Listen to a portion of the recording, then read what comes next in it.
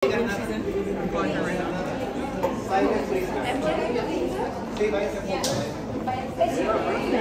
girls are going back to their rooms.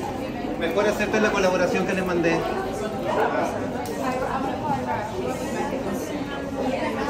I don't know what's gonna happen to the sashing ceremony, but the girls are divided nowadays, and I don't know what to feel about this situation.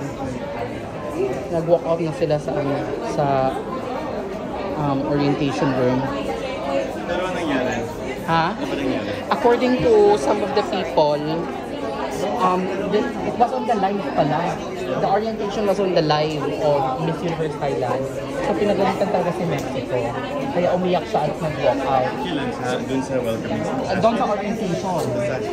Yung orientation pa lang yun, sa fashion room. And then nag-walk out siya, tapos bigla nag-walk out yung iba. Parang yung 7, Victoria and the rest of the people. So ito na ngayon, nag-walk out na din yung ano.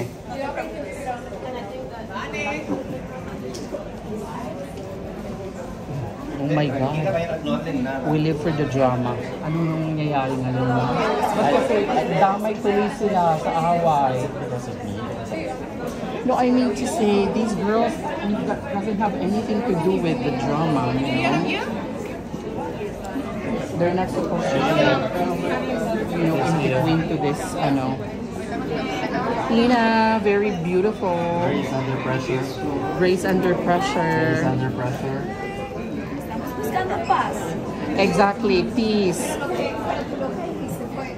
So hopefully they need to resolve this. This is not Still a developing story. yeah, because you know it's the candidates that's suffering from what's happening right now. Our side. Halak na.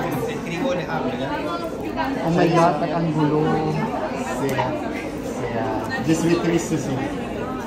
So they're going back to their rooms. The front runners are here. We have Kuya Guam. We have.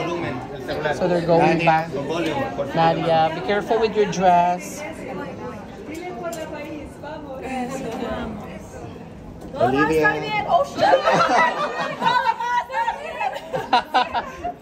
It's you. It's you. Bye. Okay. Oh my God, this is crazy. Raul is coming. He needs to be here. He needs to stand up and fight for this. Not like, yeah. The girls are going to Australia.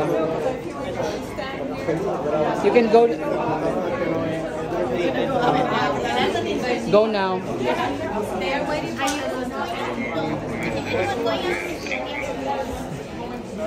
Ang dami din. Kasi nga, pinipressure din kasi, alam mo yun, yung tipong walang nagpapataasan sila ng ihi.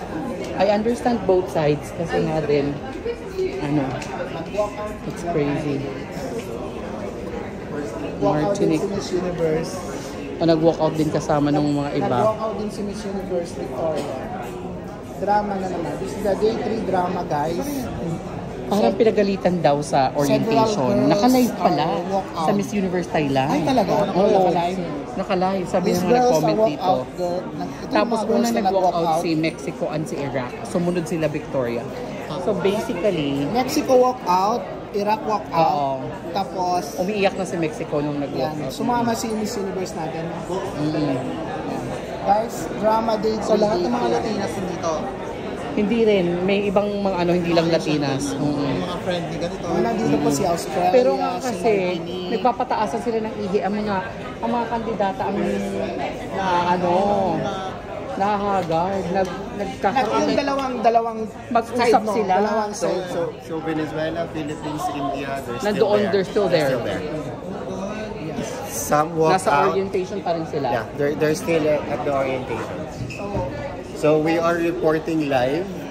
Naka-live siya pala. What Kawawa is ni Mexico. happening?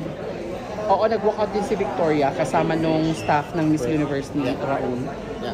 Victoria was the second one to walk out. As It was Mexico first, being comforted by Iraq. Actually, you have to understand both sides din kasi.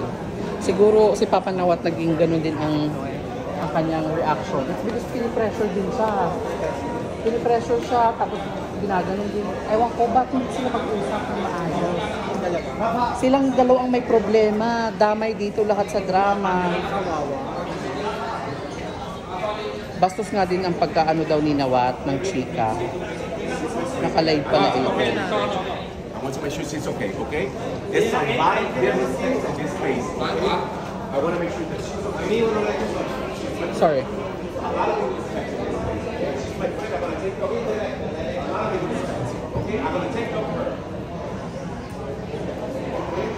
Alaka, ano ba to? Extreme na daw. This is extreme. Alama, ano na nangyayari? This is already not good, you know? Nakakaloka na ang mga pangyayari.